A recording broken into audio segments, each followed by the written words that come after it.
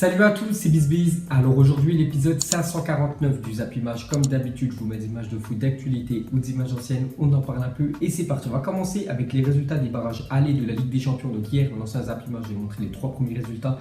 Et hier soir, il y a eu 3 autres matchs, dont l'Ajax Amsterdam qui s'est imposé 3-1 contre le Dynamo de Kiev. Donc le match retour sera la semaine prochaine. Donc belle option quand même pour l'Ajax pour se qualifier pour la prochaine Ligue des Champions. Vous pouvez voir les 2 autres résultats.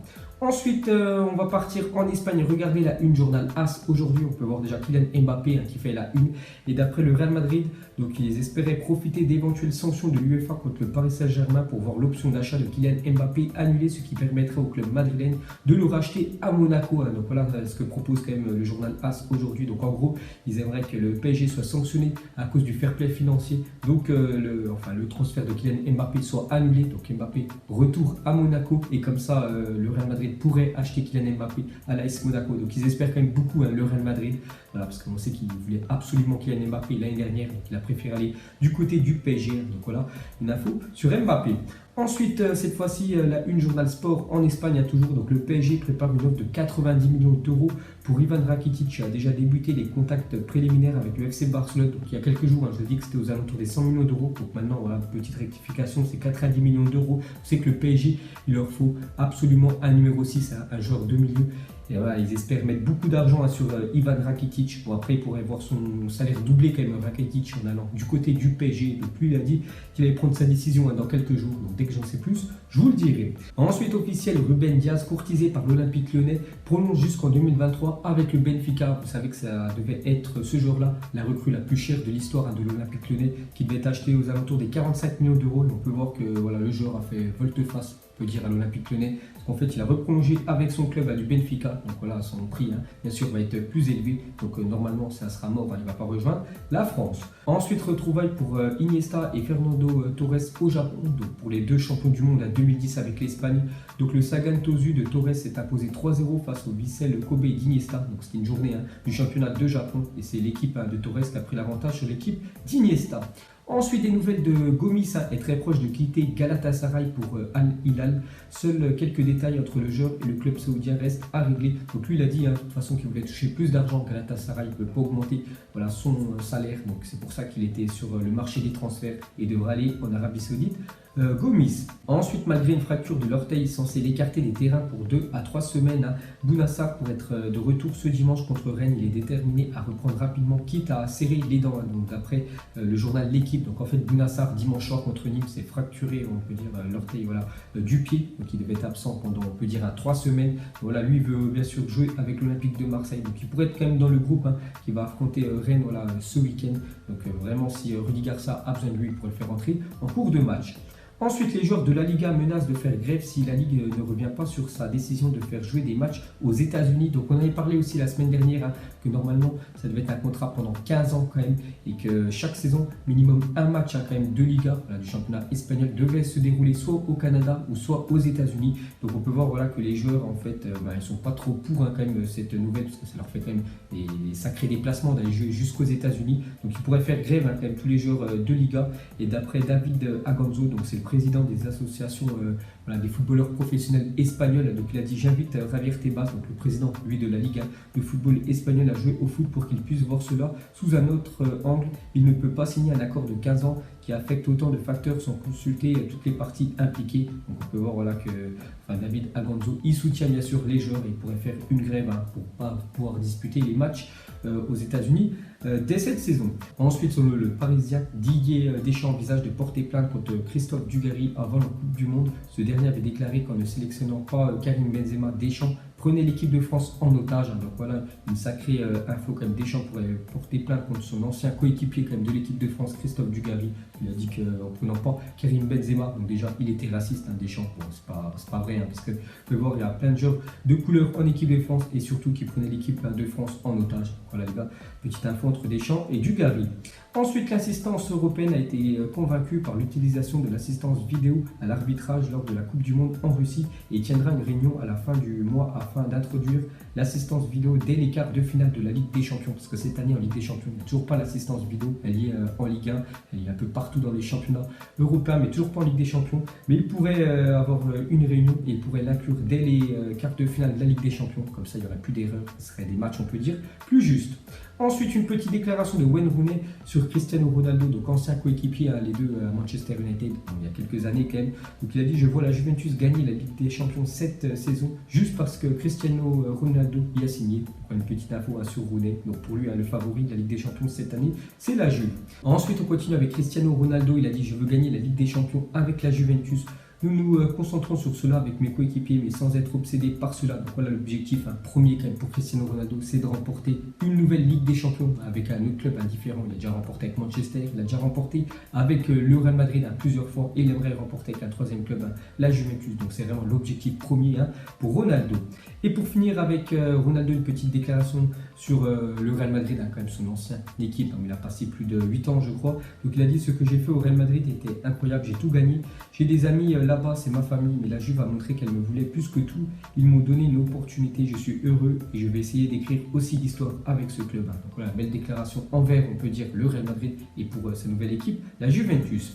Et pour finir avec Cristiano Ronaldo, une petite déclaration envers son fils, Cristiano Junior. Il a dit: j'espère que mon fils deviendra footballeur professionnel. Donc il peut prendre les pas, on peut dire, de son père. Bon, après, pour qu'il fasse la même carrière que son père, Cristiano Ronaldo, c'est vraiment compliqué. Mais le petit Cristiano Junior, que j'ai déjà vu quelques vidéos de lui sur internet, il a quelques quand même talents peut-être, voilà, dû à son père. Donc, voilà, Ronaldo aimerait que son fils devienne footballeur professionnel. Ensuite, un petit retour 10 ans jour pour jour en arrière. On va parler de l'équipe d'Argentine avec Messi, Agüero, Di Maria, Riquelme, un ancien joueur, Mascherano et les autres, bien sûr, ont gagné l'or pendant les JO de 2008. Donc c'était les Jeux Olympiques. Bien sûr, on peut voir Lionel Messi avec sa médaille d'or. Bon, avant Lionel Messi avec les cheveux longs, pour ceux qui n'ont pas connu. On peut voir aussi juste à côté Kun Agüero, maintenant l'attaquant, bien sûr, de Manchester City. Et on peut voir Angel Di Maria, le joueur du PSG. Ensuite, pour continuer avec l'Argentine, petite déclaration de Lionel Scaloni, donc le sélectionneur argentin. Il a dit: j'ai une bonne relation avec Messi, c'est une bonne conversation et nous étions très clairs, il ne sera pas convoqué pour ces deux rencontres. Pour le reste, on verra, parce que les deux prochains matchs de l'Argentine, c'est d'ici, je crois, 15 jours.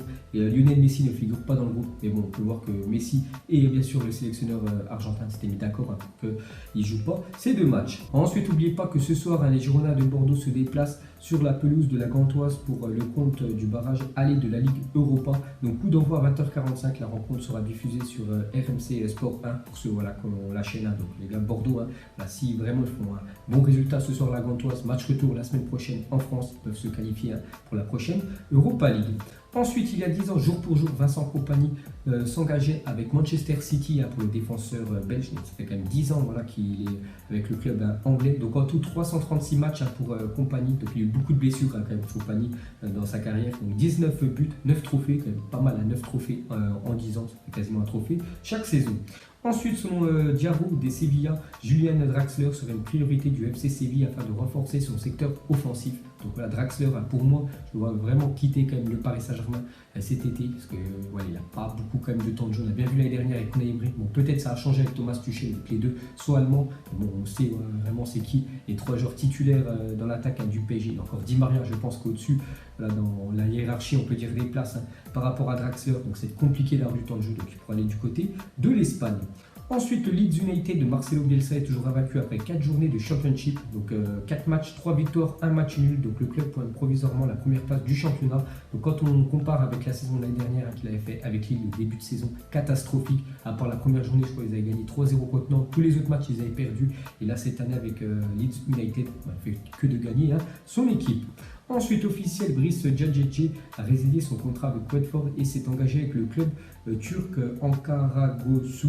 Je crois ça se prononce comme ça. Donc, pour l'ancien joueur de l'Olympique de Marseille, aussi ancien joueur de Evian Tonon, un gaillard bien sûr. Donc Brice Djadjedje, direction la Turquie. Ensuite, une petite déclaration de Marquisio. Il a dit: je vais choisir la meilleure équipe pour moi. On verra dans les prochains jours. On fera ce qui est le mieux pour ma famille et moi. Parce que Marquisio, pour ceux qui ne savent pas, la semaine dernière a résilié son contrat avec la Juventus. Je crois que ça fait plus de 15 ans quand même qu'il était dans le club de la Juventus. Donc voilà, actuellement il peut signer où il veut. Il y aurait des contacts qui pourraient aller du côté de l'AS Monaco. C'est que Monaco et Turin, voilà, c'est pas très loin, je crois. Il y a 200 km entre les deux villes. Donc peut-être future destination de Marquisio. Ensuite, les gars, des nouvelles de FIFA 19 qui va sortir, je crois, le 28 septembre. Donc d'ici, on peut dire un gros mois. Donc officiel, déjà la démo de FIFA 19 sortira le 11 septembre prochain. Vous pouvez noter dans votre agenda. Voilà, la démo, je crois qu'il y aura, vous pourrez tester 12 équipes et il y aura le PSG là, vous pourrez tester dans la démo.